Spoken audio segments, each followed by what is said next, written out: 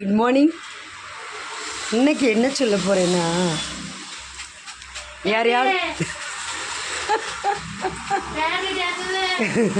நீ விடுறா, சும்மாடுறா. கௌதம் பாருங்க, யாரையாவது பார்த்து கேட்குறோம்ல எப்போ கல்யாணம்னு. இது ஆணுக்கும் பொருந்தும் பெண்ணுக்கும் பொருந்தும். ஆனால் பெண்ணுக்கு கல்யாணம் ஆகலைன்னா ஐயோ முதிர்கன்னியாக இருக்காங்களே, ஐயோ பாவமே சே அப்படின்ற பெண். இதோட ஆண்களுக்கு தாங்க அதிகம். ஒரு கல்யாணம் ஆகலைன்னா உட்கார இடம் இல்லை, கடையில் ஹோட்டலில் ஆட்களாக இருக்காங்கள, ஆண்கள் தான் அதிக வலியை ஏற்படுத்துங்க. பல குடும்ப பிரச்சனையாலேயோ பல காரணங்களாலேயோ கல்யாணம் ஆண்களுக்கு ஆகாமல் இருக்கலாம். ஆனாலும் அவனுக்கு என்ன, நல்லா தானே சம்பாதிக்கிறான், நல்லா தானே இருக்கான், பேச்சுலர் தானே அப்படின்னு சொல்லிட்டு அதை ஒரு கண்டுக்கவே மாட்டோம். அதை ஒரு சமுதாய பிரச்சனையாகவே எடுத்துக்க மாட்டோம். இது மிகப்பெரிய தவறுங்க. ஆமாம், வீட்டில் உள்ளவங்க சொல்லுவாங்க, இப்படியே நடந்துக்கிட்டு இருக்கும்போது வீட்டில் நிறைய வீடுகளில் தங்கச்சியை கட்டி கொடுக்கணும், இல்லை ஏதோ ஒரு சூழ்நிலையாலேயும் கல்யாணம் பண்ண முடியாதுங்க. அப்படியே அது ஒரு மேட்டராகவே நினைக்க மாட்டாங்க. திடீர்னு ஒரு நல்ல வேலை கிடச்சிருச்சின்னு வைங்களேன், அம்மா சொல்லுவாங்க, இனி பொண்ணு பார்த்துட வேண்டியதான்.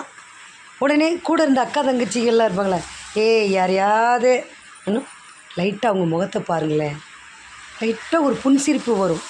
ஆமாம், அவங்களுக்கு என்ன ஆசை இல்லாமையாக இருக்குது.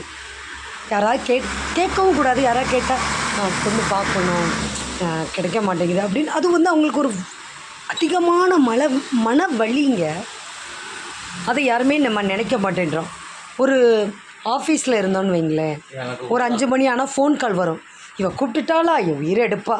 என்னங்க சாப்பிட்டீங்களா வச்சிங்களான்னு 4-5 பேர் கேட்கும்போது இவங்க பேக்ஸில் இருக்கிறவங்களுக்கு ஒரு வேதனை இருக்கும். நம்மளுக்கு இப்படி எப்படின்றது அது ஒரு வேதனை.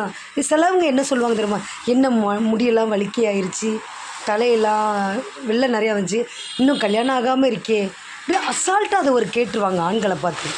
தயவு செஞ்சு சொல்கிறேன், சமுதாயத்தில் பெண்களோட அவங்களுக்கு தான் அதிக வலிகள் இருக்கும். குடும்பத்தை காக்கணும், அப்பா இருக்க மாட்டாங்க, அம்மா தான் இருப்பாங்க, அந்த அம்மாவை காப்பாற்றணும். இப்படி பல பிரச்சனைகளால் நிறைய இடங்களில் கல்யாணம் ஆகாமல் தவிர்த்துட்டு போய்கிட்டே இருக்கும். அதனால் நம்ம சொரிஞ்ச புண்ணை ஒரு புண்ணாக இருக்க அதை திரும்ப திரும்ப நம்ம சொரிஞ்சு அவங்கள காயப்படுத்த வேணாம். இனியாவது புரிஞ்சுக்கணும், பெண்களை மாதிரி தான் ஆண்களுக்கும் அதிக வலி உண்டு, தெரிஞ்சுக்கோங்க. இனி யாரையும் பற்றி உங்களுக்கு கல்யாணம் ஆயிடுச்சா, எப்போ வயசாகுதே எல்லாம் கேட்காதீங்க. அதனாலே அவங்க கல்யாண விசேஷங்களுக்கு விசேஷம் எதுவும் உண்டான்னு கூட கேட்பாங்க. கல்யாண வீடுகளுக்கு போகிறது தவிர்த்துடுறாங்கங்க. உறவுகளோட பேசுனா இவங்க இப்படி கேட்பாங்களே தவிர்த்துடுறாங்க.